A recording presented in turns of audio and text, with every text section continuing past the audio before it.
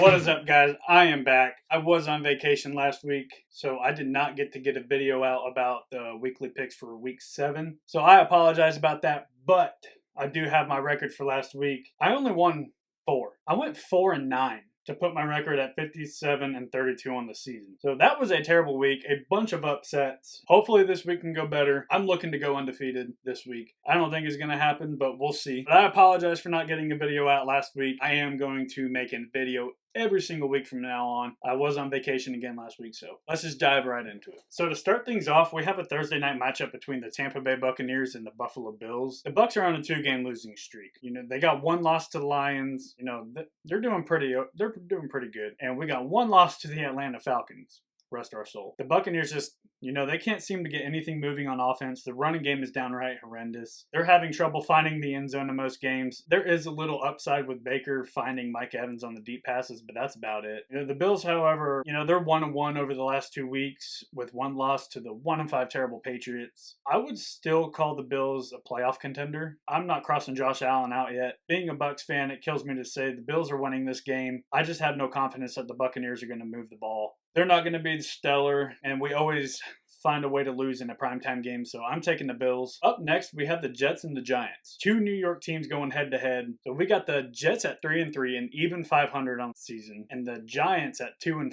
The Jets are coming into this game as 3-point favorites. Now, Zach Wilson is no Aaron Rodgers. We all know that. While they've had their struggles early on in the season, going against the Giants defense with 3 banged-up cornerbacks and DJ Davidson questionable with a knee injury, I think the Jets should have no problem moving the ball down the field. If they can get a run game going as well, that's going to be a plus for them. The Giants could be facing benching Jones for Taylor. So that's something to think about heading into the Sunday matchup as well. But I am going to go with the Jets on this one. I think both teams are equally as bad. The Jets with a slight better record, but I'm taking the Jets. It's going to be a close game. I don't think anyone should expect a blowout here. Now moving on to the Jacksonville Jaguars at Steelers. The Steelers have been devastating. They lost to CJ Stroud and the Texans, but they have been on a 2-game win streak against the Ravens, who just dominated the Detroit Lions and taken down Matthew Stafford and the Rams 24-17. I think the Steelers have been shocking everyone with the way they have been playing the past 2 weeks. Some might say the Rams were robbed on the 4th down and the refs need to be fired, but they still won and got the job done. Kenny Pickett averaging 1 touchdown per game. I'm going to take the Steelers upset over the Jacksonville Jaguars. The Jags are coming in at a 1.5 favorite, and honestly, they have not impressed me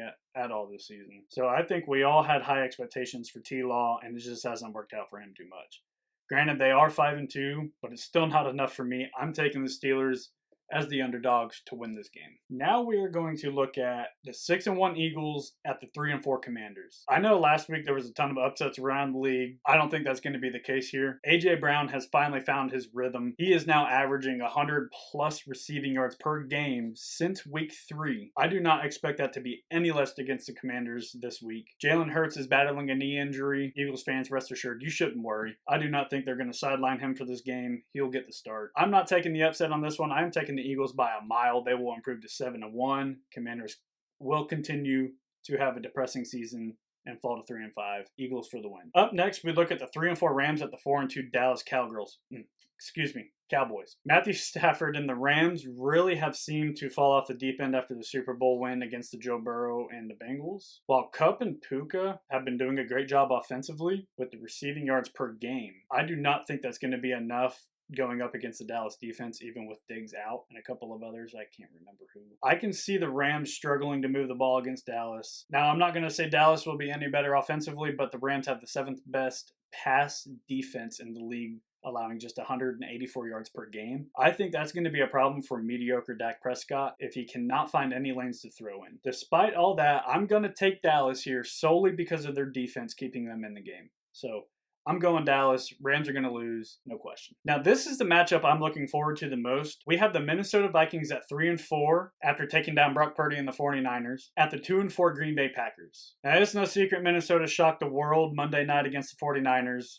They shocked the hell out of me. I know they shocked you too. They were just on a roll and could not be stopped. Now, the Vikings were opening up as underdogs to Jordan Love and the Green Bay Packers. With the Packers losing 3 straight with 1 loss from the shitty Denver Broncos, I cannot get on board with Green Bay taking the win here. With the Packers lost to the Broncos and the Lions, ugly loss to the Ravens. The Vikings will have a chance to cut the lead down to 1 game for first place in the NFC North. They will be playing their hearts out. I'm almost guaranteeing it. They're going to beat the Green Bay Packers, cut the lead in half, potentially taking over the North here in the next few weeks if they can get on a roll and keep it up. I'm going to go with the upset in the Vikings skull game. Up next, we're taking a look at the 4-3 Atlanta Falcons and the 2-4 can't get nothing done Tennessee Titans. I'm not going to sit here and say Atlanta is dominant because they are not dominant whatsoever. They're showing a little bit of upside here midway through the season. They did pull off the win against the Tampa Bay Buccaneers, but they only scored 16 points. Again, Tampa's defense is, okay, they're not the best, but they're not bad either. Yeah, they won with 16 points, but that's not going to get the job done every week. We are seeing a downfall of what I once used to be dominant Derrick Henry. He cannot seem to do anything this season, failing. He's a mid-range running back at best right now at the moment. The Falcons are coming into this matchup as a 1-point road favorite, and I think they have that right. I do not see any upset here. It's going to be a very low-scoring game. Atlanta will be looking to advance their lead in the NFC South. Atlanta's going to take the dub here. Titans will continue to lose. That's just my take on this matchup here. Now we take a look at the 2-5 Patriots, who have been horrendous since Tom Brady left, at the 5-2 Miami 5,000-yard offense. Now, I'm not going to say Miami is going to have a blowout game, but it could happen. New England, it doesn't matter what, where, when, how. They always seem to play the Dolphins hard. I can see this being a very good matchup. However, Mac Jones does not get the job done here. There's just too much offensive firepower for Miami not to win this game. The Patriots, despite having beat the Bills 29-25, I don't think they're going to replicate that against Miami. I'm actually going to predict the Pats don't even score over 13 points this week against the Miami's defense. So I'm taking the hot Miami team over the disappointing Bill Belichick life after Brady team. Miami for the win. Now up next we have the 3-4 New Orleans Saints at the 3-4 Indianapolis Colts. The Saints have been garbage this year. Derek Carr cannot get nothing done. Derek Carr is not him. With the NFC South race to first is not over yet, I could see the New Orleans Saints playing with a chip on their shoulder. As a 1.5 underdog against the Colts, I do not think it's going to be enough. Alvin Kamara is going to be the setting tone for the offense. But if the Saints want to win, they really need to address their QB situation in Derek Carr. The Colts, however, just lost to Watson and the Browns in a heartbreaking walk-off field goal. They have shown some upside in Minshew. If Minshew can work around the Saints' fourth-ranked defense, only giving up 15.2 points per game and 274.6 yards per game, they will be in good shape this Sunday. Despite the Saints having their problems on offense, I'm going to say the Saints are winning this game. The defense will take care of Minshew and the Colts offense. So, kills me to say it, but the Saints are going to win. Here we have a 3-3, 500 Houston Texans team against a very bad 0-6 Carolina Panthers team. I'm not going to say much on this one. CJ Stroud has impressed me big time this year. Being that it's his rookie season too, I do not see the Panthers winning a game this season. Hot take, they're going to be 0-17. We'll see how well that'll hold up, but CJ Stroud and the Texans are taking this game to improve to 4-3, breaking over that 500 mark. So Texans for the win. Sorry to the Carolina Panthers being 0-7. Up next, we have a surprisingly 4-2 Cleveland Browns at the 4-2 Seattle Seahawks. While I have liked how the Browns have been playing this season, I'm taking the Seahawks here. Seattle's defense has been dominant across the league. I'm not going to say they're the best defense in the NFL, but they do have a pretty good defense in my opinion.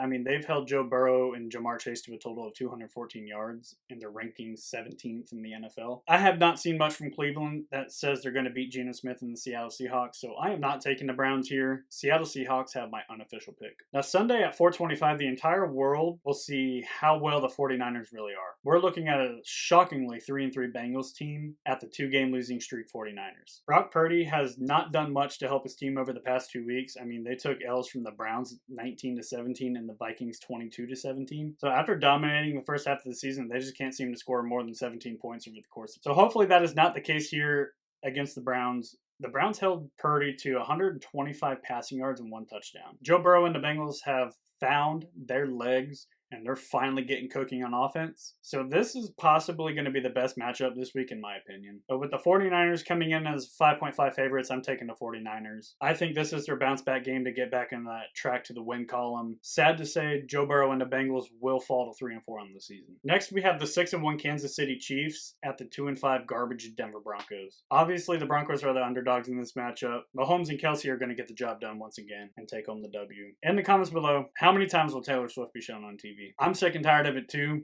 I just want to know what you think, how many times she's going to be shown on TV. But Chiefs for the W. Broncos are going to continue to lose this. Next, we have the 5-6 Baltimore Ravens take on the almost winless team in the 1-6 Arizona Cardinals. I'm not going to call the Arizona Cardinals a bad team. Yes, they have lost 6 games, but their only win this season came against the Dallas Cowboys, and that's a win in my book any day, every day, all day, every year. After Lamar's fantastic W against a really good team in the Detroit Lions, I do not see why Lamar and the Ravens can't replicate their performance against the Cardinals this week. Ravens take the game, but the Cardinals won the season already because they defeated the Cowboys. Now, looking at a Sunday night matchup that could go either way, the 2-5 Bears at the 2-4 Chargers. Justin Herbert and the Chargers have lost once again, and it seems like all hope is lost for the Chargers. The Chargers, in my opinion, are the better team, though, in this matchup. The Bears just keep kicking themselves in the foot, and they cannot find a way to win. Yeah, they beat the Raiders 30-12, but I'm still going to go with the Chargers here. I'm not counting out Justin Herbert yet. I still think this offense can get the ball rolling and win some games. So I'm going to take the Chargers. I do not have enough confidence in the Bears to get the job done, even with Justin Fields out.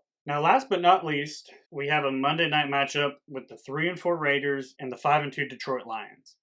This game will be a bounce-back game after their embarrassing loss to the Ravens. It is still unclear if Jimmy Garoppolo is still going to play on Monday night for the Raiders. So this is a must-win for the Raiders here if they want to keep any hopes alive. But without Jimmy G at QB, I think their odds are slim to none to win this game. So I'm banking on the Lions to finish Week 8 with a win to improve to an impressive 6-2 start in the season. Nobody saw that coming. So I honestly wouldn't be mad at all if the Lions go to the Super Bowl this year. It won't happen, but any given Sunday. Well, that concludes my Week 8 NFL predictions. Hopefully I can do better than last week, only going 4-9 last week. I mean, it was just horrendous. There was so many upsets. It wasn't even funny. It was a bad week all around. So hopefully this week goes better. Hopefully I get every single pick right. I'm banking on it. I hope I do. At least once during this season, but it probably won't happen. Let me know what you think in the comments. Do you agree with me? What do you not agree with? What are your picks? But yeah, thank you guys for watching. Make sure to drop a comment, leave a like, subscribe to the channel if you haven't already. But yeah, I hope you guys are having a fantastic day. I'll catch you guys on the next one.